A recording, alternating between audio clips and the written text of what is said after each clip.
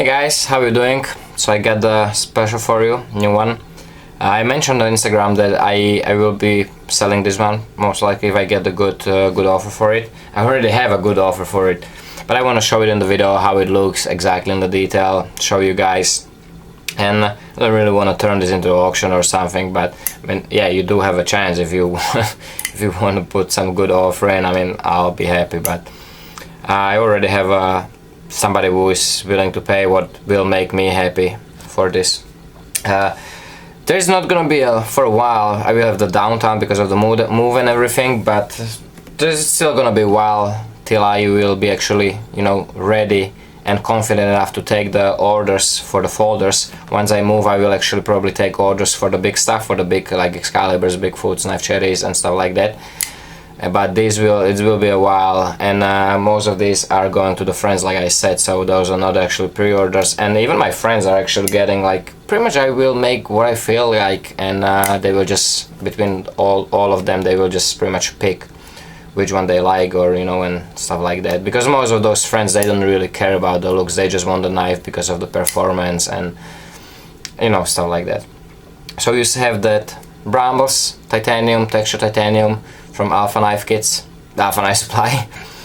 Really cool one, anodized by heat to like blue bottom and gold peaks, and then I kind of mimicked it on this side, obviously with grinding into the titanium, 6 alpha with titanium, grinding in, and then the two-tone anodizing. This was actually tricky because I had to anodize the blue first, like finish everything, contouring, anodize it, and then grind it in, and then anodize it, so I like couldn't mess up that thing because it would be a nightmare.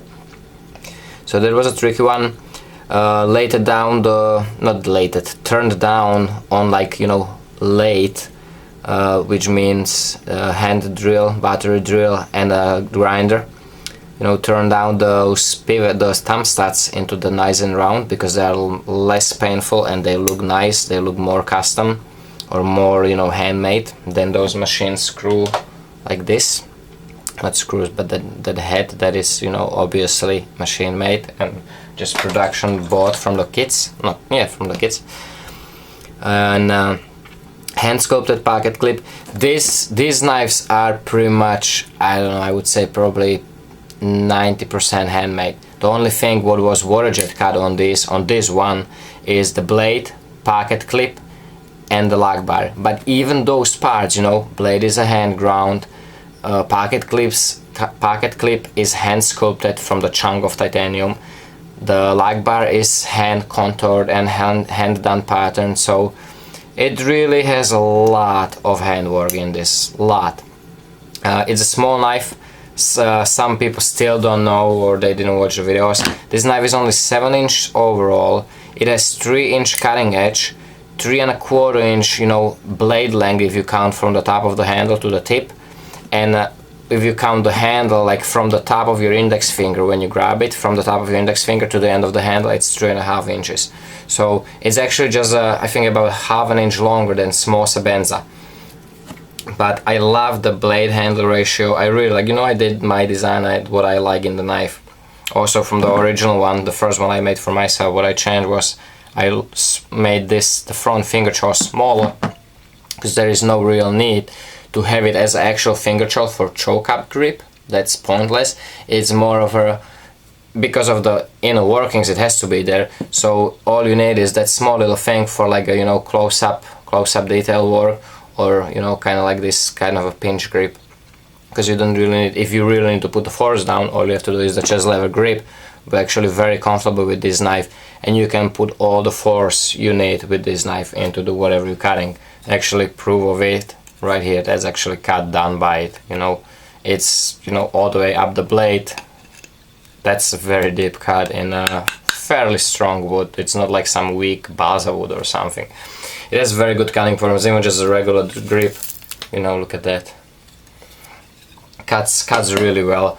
This one has a really nice grind. It has that real thin grind by right here in that section where you would do the power cuts. Nice and lean grind, very high cutting performance, and it gets thicker all the way to the tip, which is, look at that nice and stout tip. You know, we have nice and reinforced tip, which is very even, and also the swedge, if you notice the swedge on top in the front here, Nice and even switch, little switch, just as a, you know, just for the look. It just looks so nice with that small little switch that kind of starts where the flat ends on both sides, which I like, you know, like nice and even grind.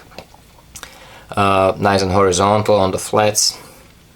What else is here to say? One thing what I noticed why some people kind of had problems with this is the opening, you know.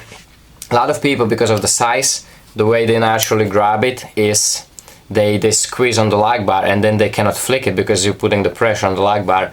But all you have to do is just grab it from the front of the lock bar, or you know, put the fingers out of the way by the pocket clip, and it actually flips really nice. This one right now, and the more and more you use, like, they get ridiculously smooth actually, for being just the washers. Like if you disengage the lock bar, even this one, look at this, I want to do it without cutting myself. But the blade, you know, as soon as you disengage the lock bar, you take the pressure off from the lock bar, from the blade, it actually freely spins, and it doesn't have a blade play really, you know. So I'm quite happy. Again, nice solid lockup, no early lockups like I don't like, you know, not super late, but nice and solid lockup that you don't have to worry about anything.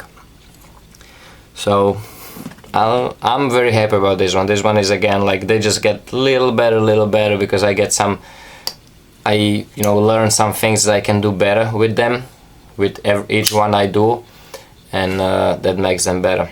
So, you know, like I said, if somebody is interested, you know, you can shoot me off, or, you know, the best way, don't be ashamed, put in the comments, let people see, you know, what people are willing to pay or what they're not. You don't have to turn it into the auction, because most likely I will probably just sell it to that person that contacted me when I showed the picture on Instagram.